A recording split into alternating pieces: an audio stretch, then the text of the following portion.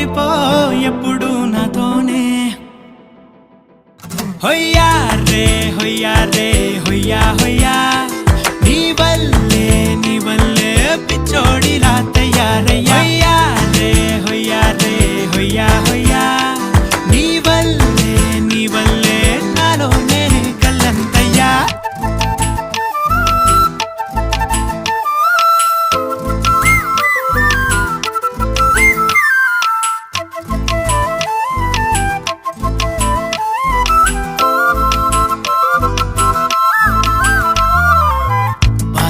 భరించడం